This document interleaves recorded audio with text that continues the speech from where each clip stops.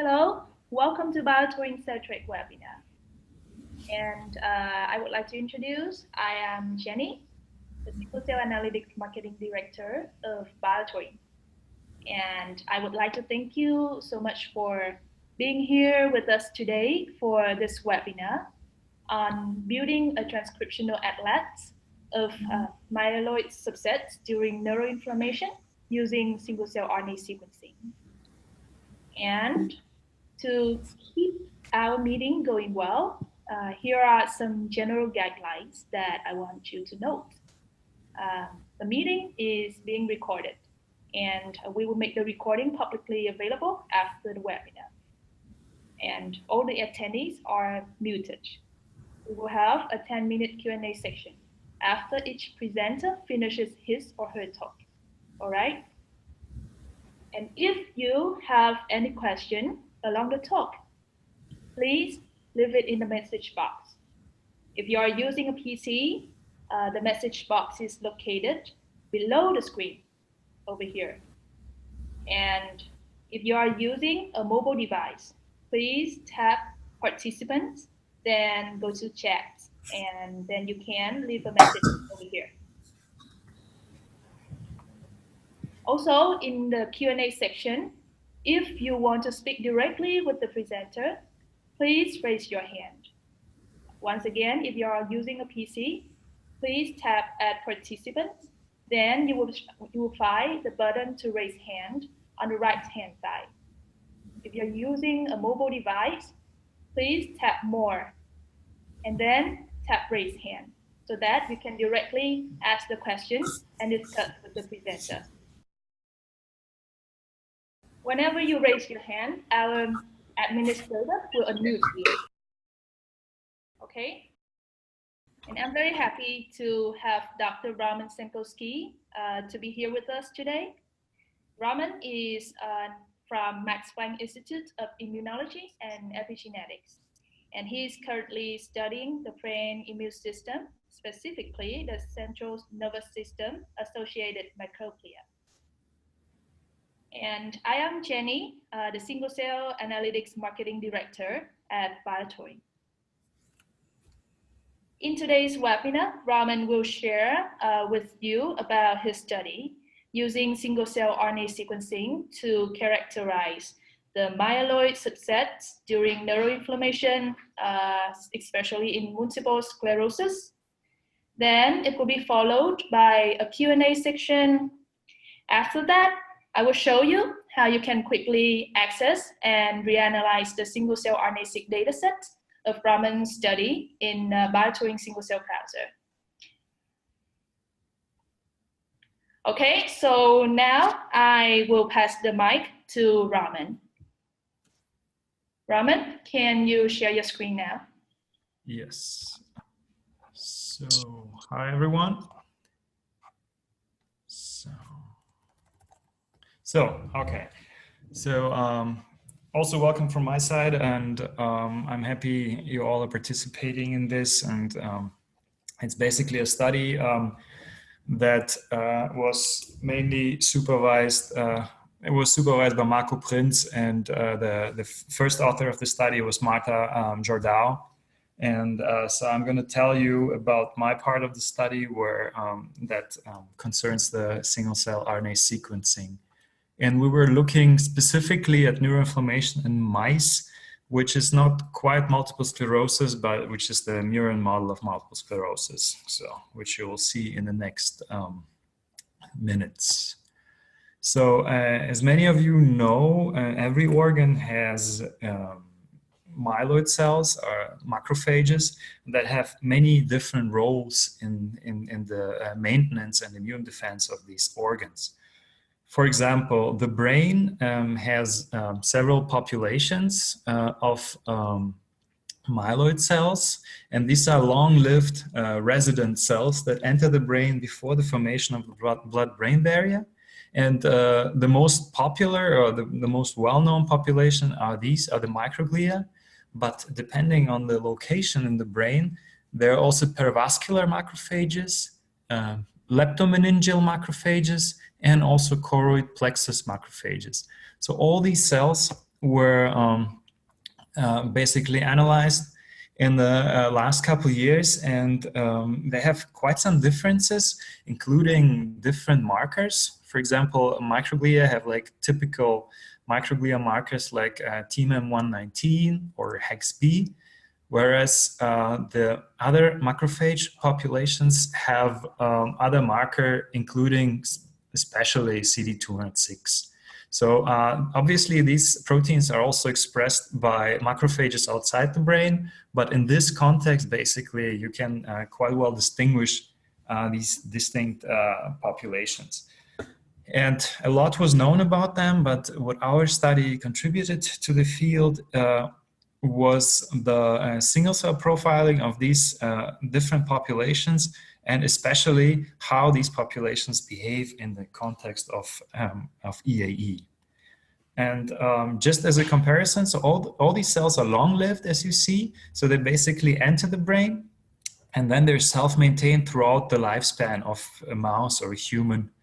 And in contrast to that, there are these hematogenic cells, monocytes, which have a high turnover and a short living. However, these cells, as you'll see later, they can enter the brain in pathological conditions, and they can take care of functions that microglia are not well suited, or the other macrophages are not well suited to do. So as I mentioned to you, what we're looking at here is EAE, but so what is EAE and what does it stand for? EAE is basically an experimental autoimmune encephalitis.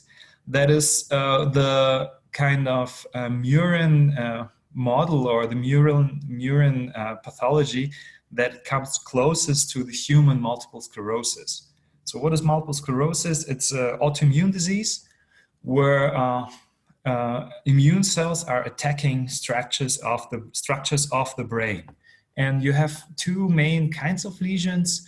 Throughout the brain and the spinal cord, you have white matter lesions, and in the gray matter, you can also have lesions. And these have their distinct characteristics, but they all have in common that you have a massive increase of cell numbers of T cells, macrophages, and also the microglia that are present in these lesions. They look quite different from homeostatic microglia.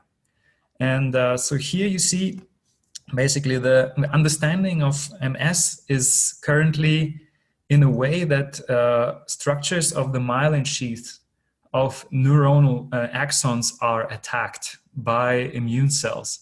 So, and the way that we can model that in a mouse is using a mock, like a short peptide from the mock protein that the mice are immunized with, and then you can basically kind of replicate many symptoms of MS in the mouse.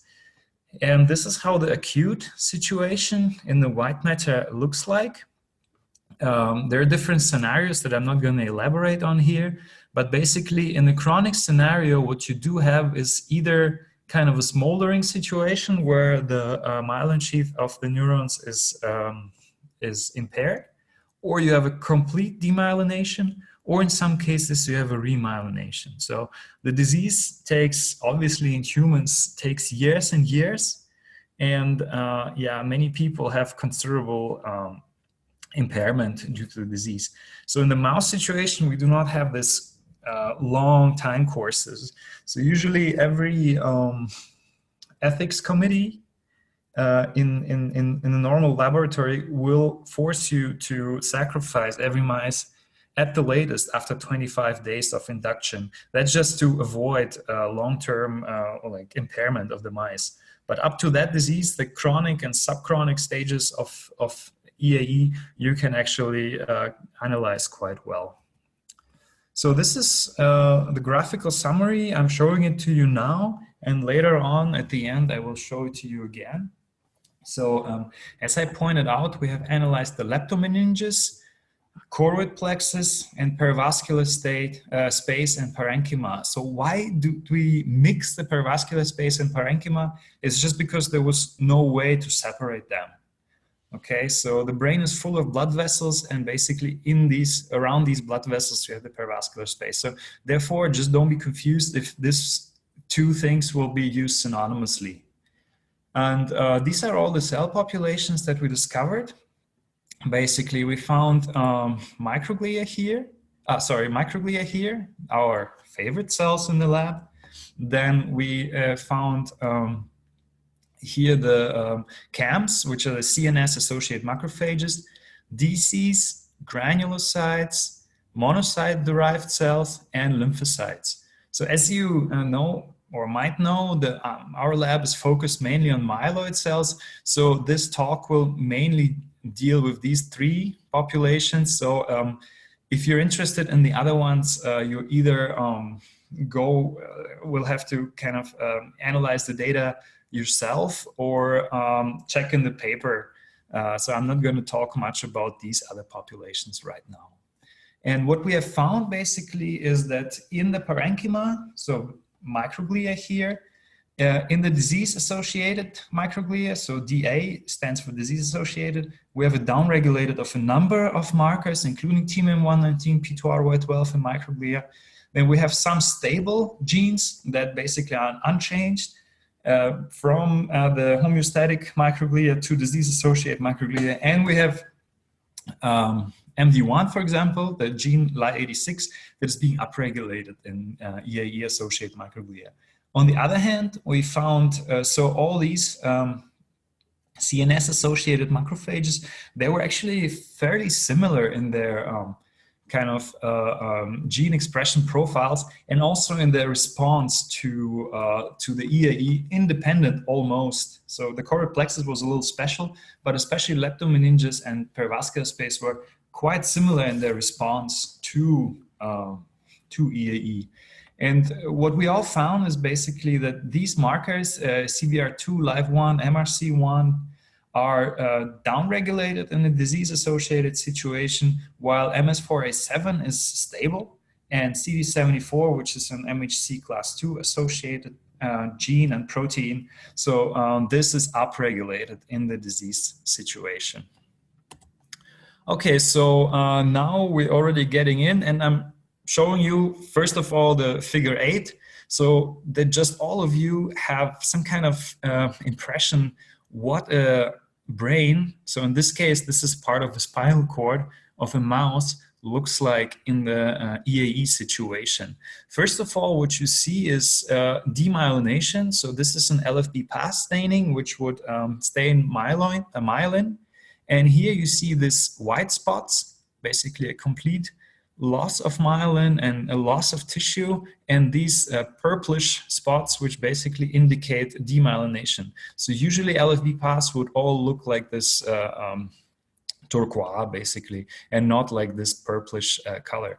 Then what you have here, MAC3 staining, is accumulation of macrophages, accumulation of T cells, accumulation of B cells, and this is also kind of the tissue damage consequence. You have accumulation of amyloid precursor protein, which stands for axonal damage.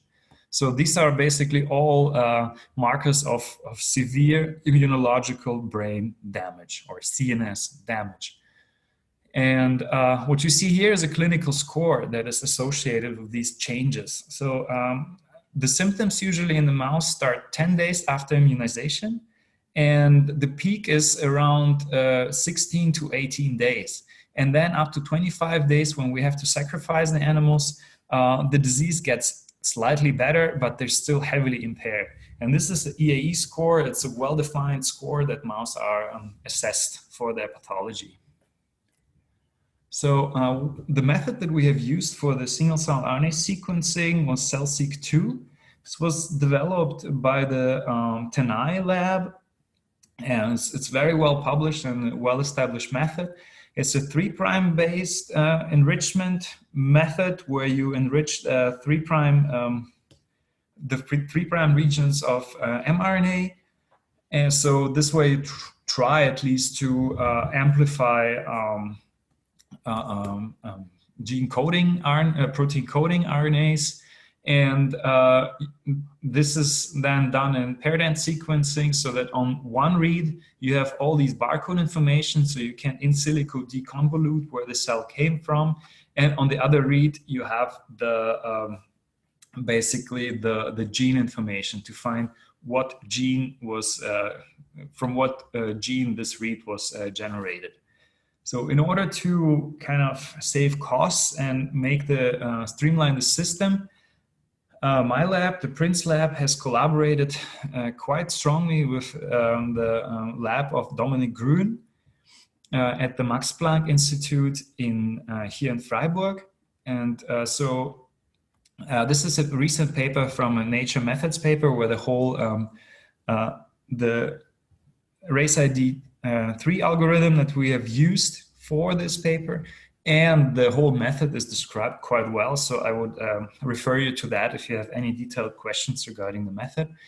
Basically, what you see here is that tissues are isolated. Here they use bone marrow cells.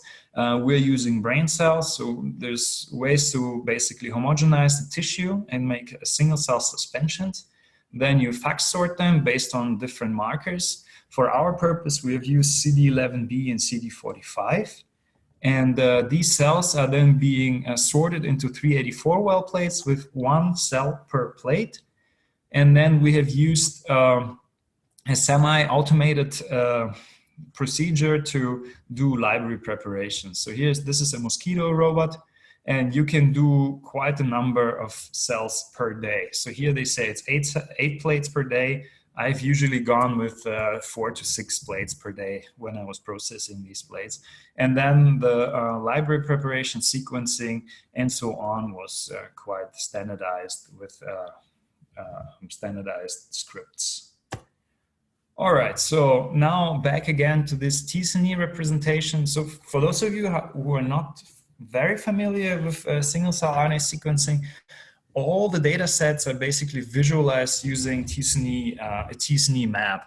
This is a dimension reduction algorithm where similar cells are forming basically groups and get to lie close to each other.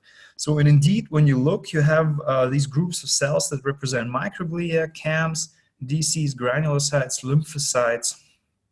And how do we distinguish these cells? So we distinguish them first of all based on known markers for microglia, like again TMEM119, HEX-B, GLUT5, P2RY12. Then known published markers for monocytes we use to distinguish monocytes and monocyte-derived cells. And then for the CAMs, we have these markers that are also well established and well published, and DCs were distinguished based on these markers.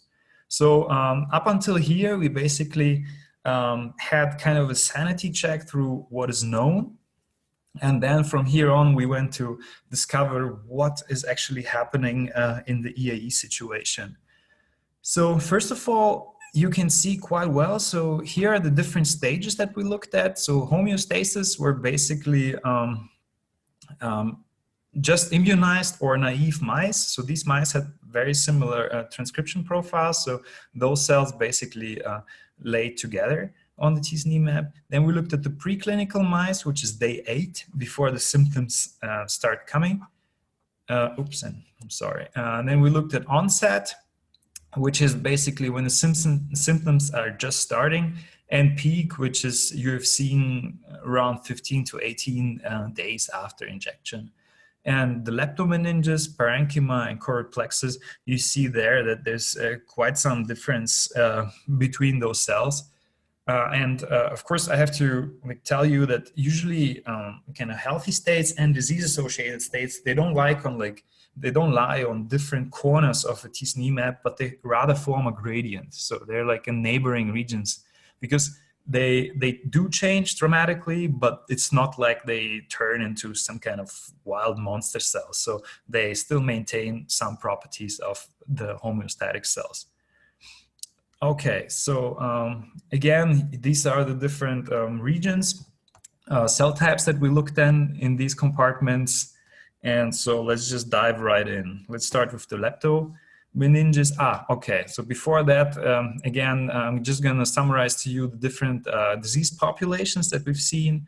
So again, you have these HM and DAM, which would be homeostatic meningeal macrophages and disease-associated meningeal macrophages. And the same nomenclature we have used consistently for microglia. We have found 2 homeostatic microglia phenotypes and 4 disease-associated, and for the choroid plexus, 3 homeostatic and 2 disease-associated. So we have mainly looked at these cells, basically the myeloid cells, resident myeloid cells of these compartments, but also at the monocyte-derived cells, such as here in the choroid plexus, in the parenchyma, and in the leptomeninges. And again, just to avoid confusion, microglia, so the parenchyma and the perivascular space, you will see them coming up together most of the time. It's just because you could not separate them mechanically. All right, so let's dive right in. Let's look at the meningeal macrophages. And what we found basically were 2 populations of homeostatic meningeal macrophages and disease-associated meningeal macrophages.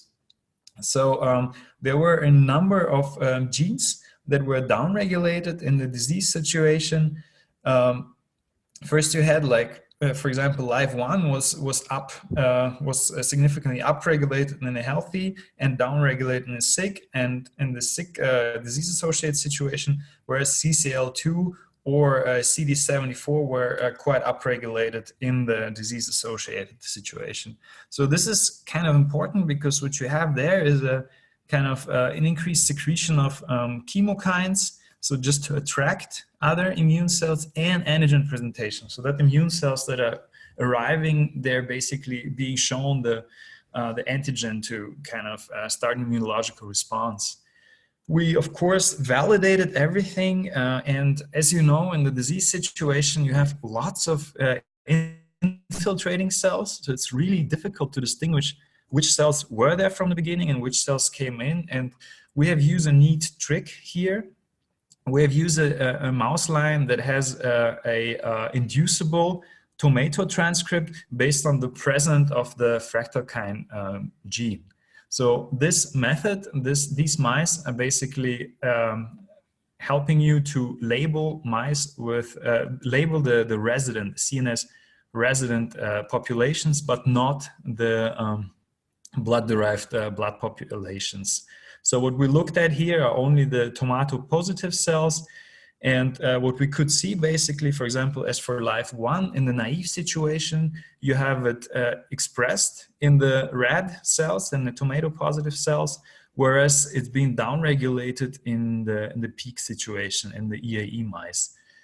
In contrast to that, CD74 was barely present in the healthy situation and strongly expressed in the disease-associated situation, and similarly CCL5. And when we quantified that, basically based on the percentage of TD tomato positive cells, we found a down regulation of LIVE1 and an up regulation of CCL5.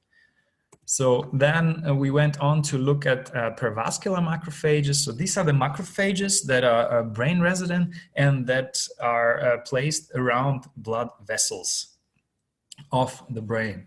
And again, we found 2 populations of healthy and or homeostatic and disease-associated perivascular macrophages. And so what we saw there was, again, similarly to the meningeal macrophages, a downregulation of some markers like PF4 and MRC1 compared to the healthy situation of CBR2, but also an upregulation of, again, the same genes, MHC class 2 and CCL5. And we went on to validate this on the protein level. So that's something that is really important for everyone working in this field, to validate whatever you think is happening. You know, you cannot just show RNA-seq data. You always have to find a way in order to show in situ or on the protein level or however you can that this is actually, these cells are actually expressing these genes that you're interested in or that you're seeing there. So indeed, we again use this TD tomato mice just to be quite sure that we're looking at CNS resident cells. And what we found is, again, a downregulation of LIVE1, a downregulation of cathepsin D, upregulation, you see here, it's barely present in the healthy situation, but super strongly increased in the peak situation, and then upregulation of CCL5. So, and here it's also quantification. So the thing with LIFE1, as you notice here, basically it's being downregulated, but there's still almost all the cells still have some protein. So, and that you can see here that the percentage of LIFE1 positive cells is barely declining, but you have a significant loss of cathepsin D and a significant increase in cells positive for CCL2. So 1 second.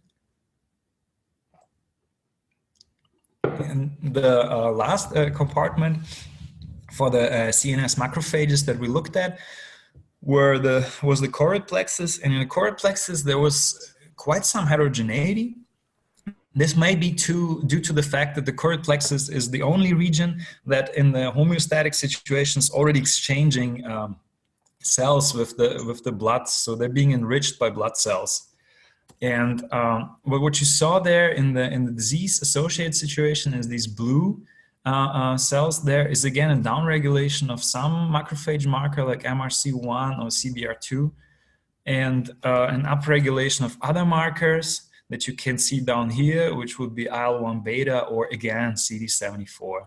And we again went on to use the TD tomato labeled cells to validate that this is actually increased, so there's an increase of CD74 and there's an increase of IL-1 beta in these cells.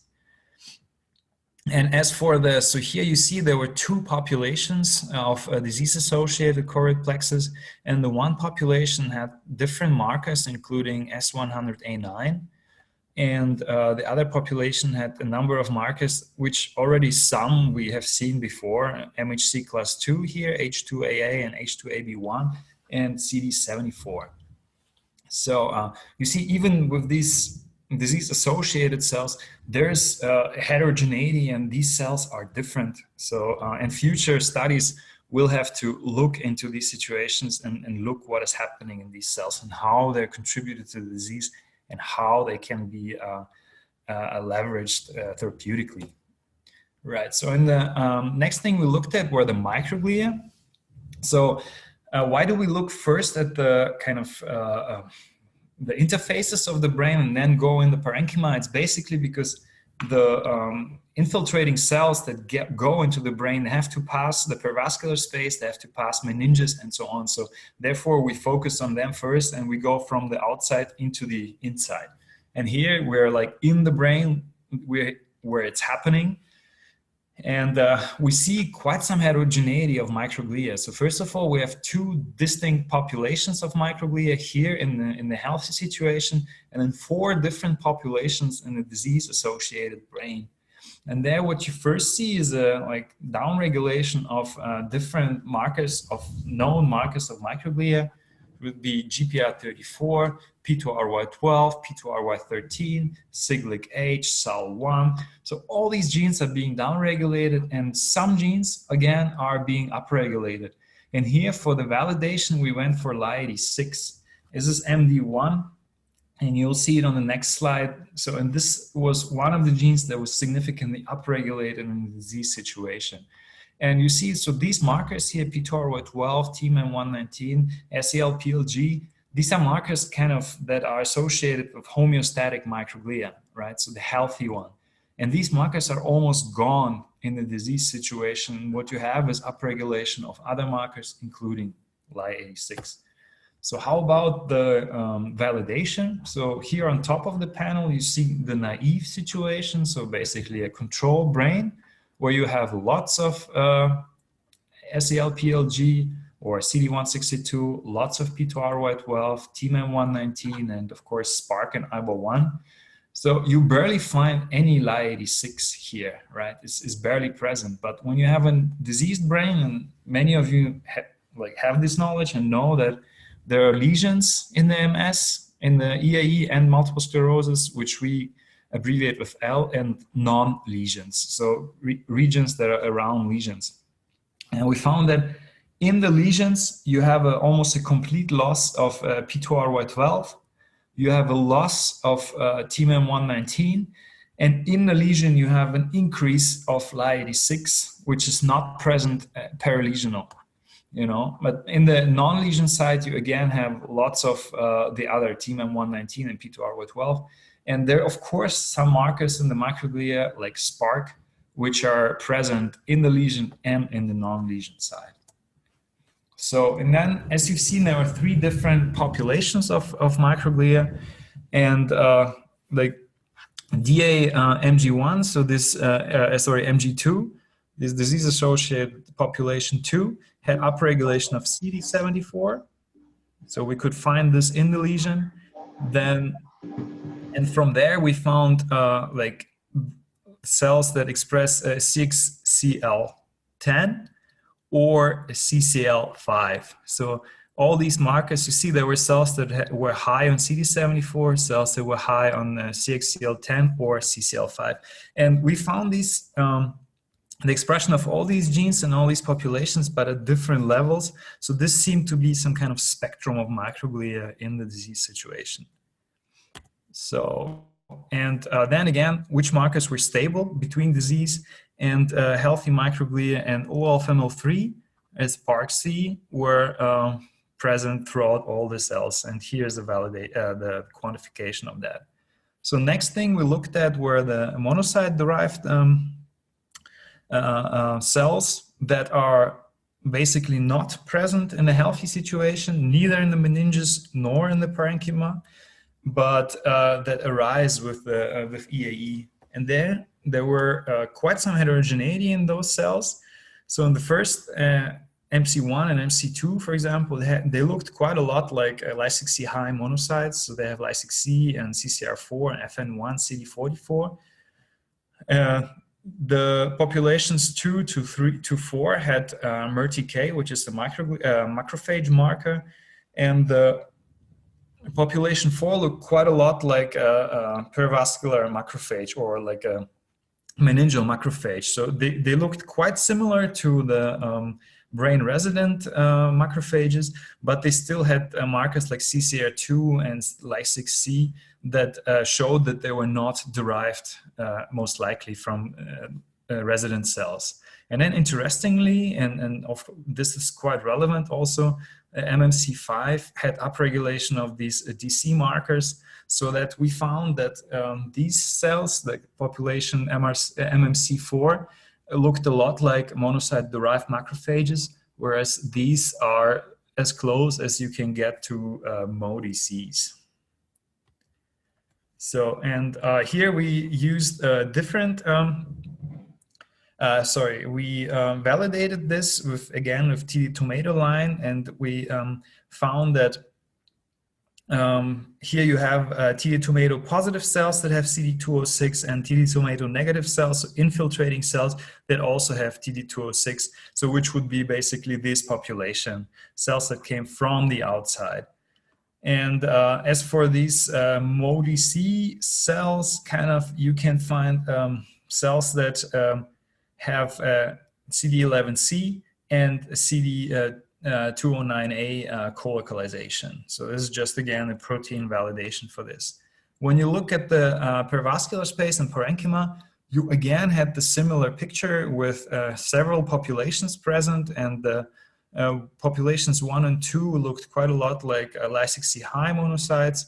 Then these, like MERTK was quite expressed, and then again, these cells looked, 3 and 4, looked quite similarly to resident macrophages, whereas the population 5 again looked like MODCs.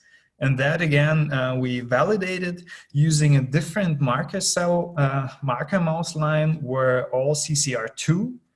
So these cells that have CCR2 expression have expression of the tomato. And there we found that basically lots of CCR2 expressing cells also co-express CD206 and also CD209. So this was for the leptomeninges, for the perivascular space. And yeah, next thing we did was looking at the choroid plexus, and there was again similarly that we basically have again these kind of cell types that are close to monocytes, cells that are quite close to resident macrophages, and again cells that looked a lot like MODCs. So, and Jennifer specifically asked me to elaborate what is the clinical significance, or at least the potential clinical significance for these findings. And this specifically concerns the last two slides with the monocyte-derived cells. And it was shown before in a quite influential publications by the Rossi lab that infiltrating monocytes do trigger EAE progression, and these cells do not contribute to microglia pool. So we're quite confident that these cells that we are seeing there, these infiltrating cells that you saw in the previous slides, represent these cells. And again, you've seen there that they express CCR2, but also specifically an interesting population was the one that is expressing CD11C. And on the slide, basically, I will show you why this matters. So when we use the mouse line where CD11C expressing cells deleted MHC class 2, H2AB1, what we saw is, first of all, a significant reduction of all these cells in the peak situation in the mouse that has MHC class 2 dependent or MHC class 2, sorry, I'm a little bit getting ahead, sorry. So we have loss of infiltrating monocytes when this situation is happening. And these mice, as you see here, the Cre positive mice are completely protected from EAE. And when you compare the spinal cords of these mice, the Cre positive mice with this deletion, they basically look like as if nothing happened. They're completely almost like control animals. Whereas in the Cre negative mice that do express MHC class 2 in the CD11C expressing cells, you have these massive changes and this clinical situation.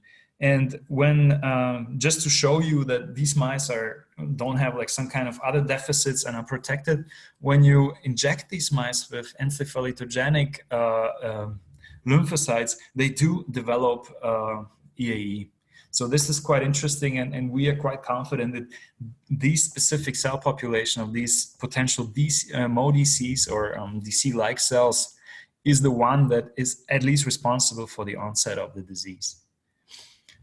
So, and now I would like to summarize. So I hope you all can appreciate now the meaning of all these different populations. And you'll know that leptomeninges, pervascular space, and the choroid plexus are all affected by EAE.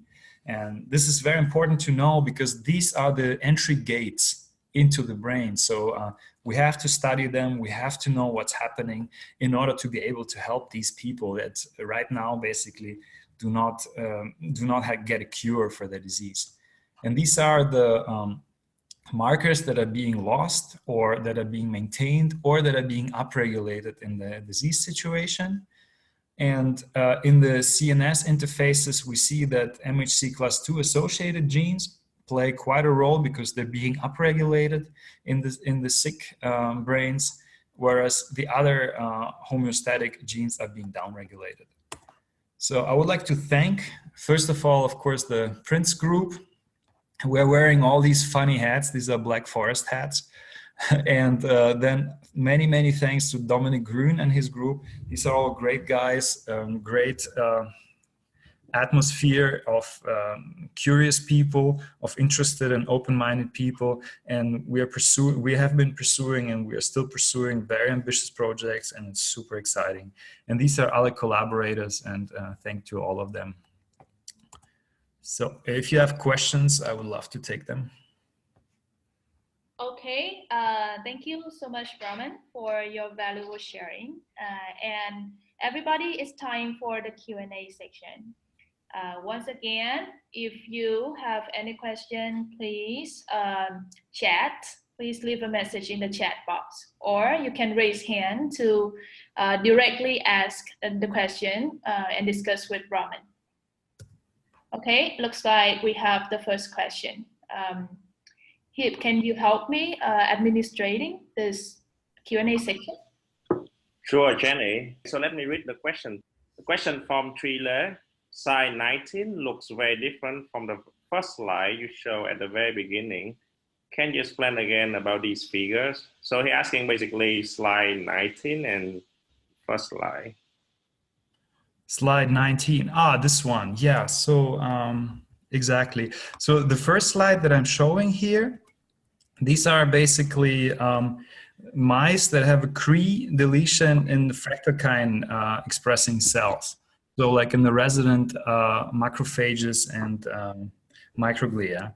So these cells, these mice have a quite normal, let me open it up. These mice have a quite normal course of EAE because those cells that seem to be driving EAE are basically unaffected in these mice. So if you delete MHC class 2 in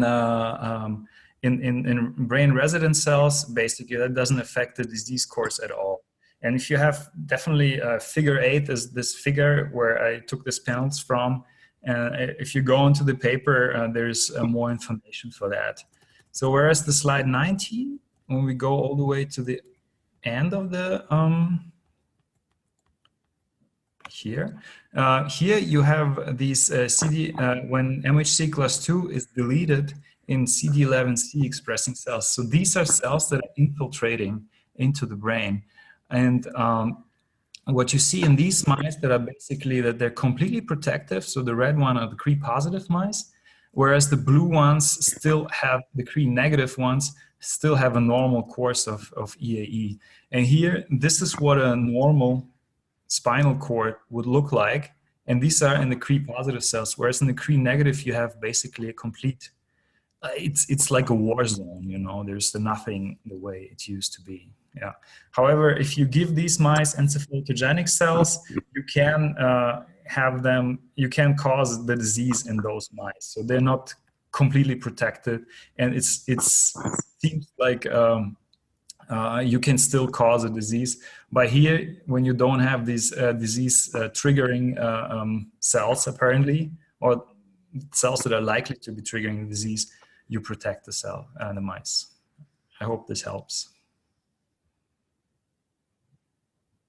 So it looks like we have new questions from Michael. So he had several questions. First, Great. He was surprised that you could only detect 2 homeostatic microglia populations, since several recent publications could identify much more. So how would you answer that? Sure, yeah. The thing is, had we had higher cell numbers for the microglia, or had our focus been lying on the kind of subclustering and optimal clustering for the microglia, we would have been able to discover more subpopulations. But as you know, it's RNA-seq results are not really kind of set in stone, but it always depends on the parameters that you're using. So with our settings and our cell numbers, we did not have the power to resolve more populations. Okay, so the next question is, did you compare your data with recent published, I don't know, DAM microglia marker from Ido Amit lab?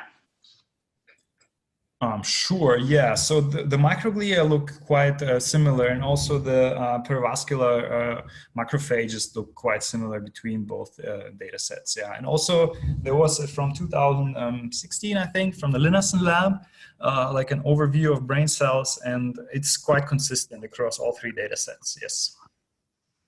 So, Michael, I'm not quite clear about your third question. So you can ask your question to the speaker directly right now. You want to talk?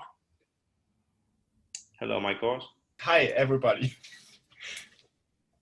So did you specifically analyze and compared your data set also with the DAM microglia marker? Sure. You mean the Alzheimer's data, the exactly, exactly. Yeah. So we did not really like do the one-to-one comparison, but you do have a number of genes like LPL or ApoE that are consistently upregulated between the DAMs and this data set. Yeah, this is quite interesting. I think this would be really interesting to specifically also look into, because we also have some. So I'm also in Germany, in Frankfurt. Oh, great. And we are working on brain metastasis in mice, and we also have a lot of sequencing data now, and we, especially in microglia, also see that there is quite high similarity between different disease stages or disease conditions. Yeah, definitely. So for that, I totally agree. And there is for sure kind of a stereotypic program that microglia are going through in the disease situation. So like downregulation of homeostatic markers, you know, upregulation of, so this adoption more of a kind of a macrophage phenotype. Yeah. However, so with like, it depends always. I think the kind of the fat mice, this DAM situation is less severe than EAE, you know, and so in the EAE you have more involvement of hematogenic cells, you know. So I can imagine that in those mice, in those cells, you have a stronger upregulation of like chemokine genes and such, you know. Whereas, of course, you still need macrophage functions in those cells just to clear the A beta and stuff. Yeah. Yeah, exactly. Yeah, but super interesting. That's a great question. Thank you. Yeah, welcome. Great paper. I'm actually also really happy for that webinar now, because next Monday I wanted to present this paper in our journal club. I mean, if you have any questions, just send me an email. I mean, you know, like you have my name. Just Google Prince, and like yeah. So feel free. Yeah, Marco was also not that long ago here in our institute. Yeah, he's a great guy. Yeah. He's crazy, amazing. I have also another question. I don't know if you can see it regarding this demyelinating stainings. So we are also doing some of them, for example, the Luxophas blue, but we have really, let's say, or we are struggling how to properly evaluate the staining, since it's, I think, really not that black and white situation usually, you know? Yeah, definitely. I mean, it depends what you're looking at. When you're looking at real demyelination, like in this context, you do see, I mean, it's quite strong, you know. So you would in the healthy situation, this is like the Cre positive panel of figure F. Mm-hmm. This is how the healthy situation looks like, you know. So the tissue is very homogeneous. It's like light blue, whereas in the sick situation, the blue turns dark, and you have like these vacuoles in the tissue. So you do see it in this kind of setting, you know, in the immune demyelination. Whereas in the how do you say, in other conditions, the phenotype is not as severe. You might have difficulties, and in that case, you might be better off looking at MBP or, you know, immunohistochemistry of myelin markers like MBP or MOG or CNPA or something, you know. Yeah. Okay. Yeah, we need to check what is best, because brain tumor and especially metastasis is also like completely difficult to be honest, with brain metastasis, I would just use GFAP. You know, you have complete lack of astrocytic markers in the metastasis, you know, at least in humans. I'm not sure about mice. Sorry, again, I could not probably hear what. So for a situation like a metastasis where you have infiltration of non-CNS tissue into CNS, I would just use GFAP, you know, glial fibrillary acidic. Yeah, we're using it, but I mean for like also as a staining for demyelination. Okay, I see. Yeah, regarding or in terms of brain metastasis, it's not easy, and I think, and also in our case, it's also a little bit difficult since we have like obviously metastases are not always developing in the same anatomical region, etc., etc. So exactly, there's a lot of heterogeneity and factors. Yeah, definitely. Okay, from my side, I think I'm somehow done for now with questions. So I hope there are some more from the others.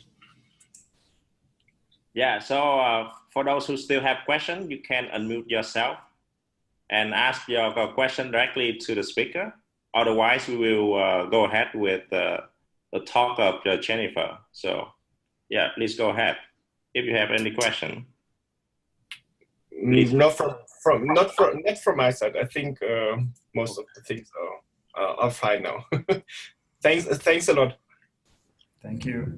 So such a nice discussion, and we think to keep the time going, I will continue wrap up the talk with a little bit of sharing of how you can see and view and explore Raman's dataset in BioTuring Browser. All right. So let me share my screen.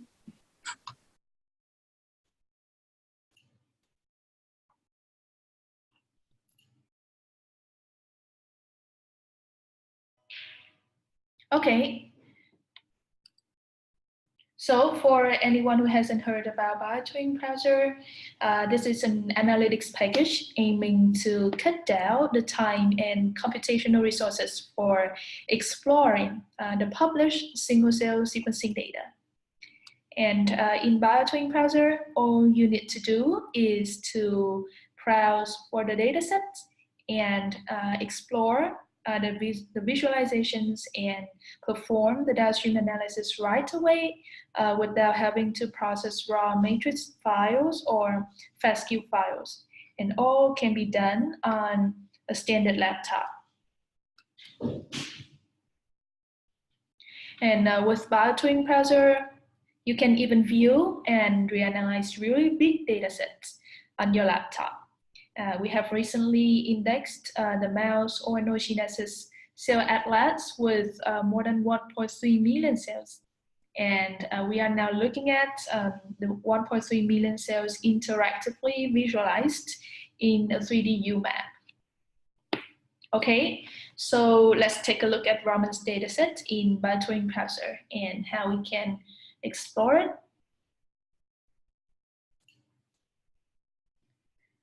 Okay, so here is the interface of BioTuring Browser, where you can find many different indexed published datasets. Let's find a study of Raman and his college. I will search by his name. And here you are, the study of Raman. And once you click Explore, you will instantly land on the visualization and analytics dashboard for this dataset. And let's see how many cells we have. We have more than 4,000 cells.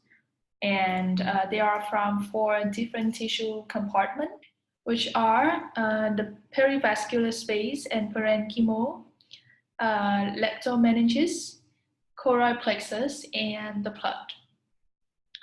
You can easily switch to view the data in an interactive 3D plot, to view it in different angles. All right. So the first thing that Raman and his college did was to identify the cell types. And there are several ways you can do so in BioTuring Browser. You can identify the cell types by finding the marker genes, for example. I will click at this cluster and see the marker gene of it. And you can easily detect that along the marker genes, we have S100A9, which is very specific to neutrophils. And together with marker genes, you can also utilize the enrichment analysis results, which tells you that the cells from this cluster highly express the genes that are enriched in neutrophil aggregation. So we can detect that this one is neutrophil.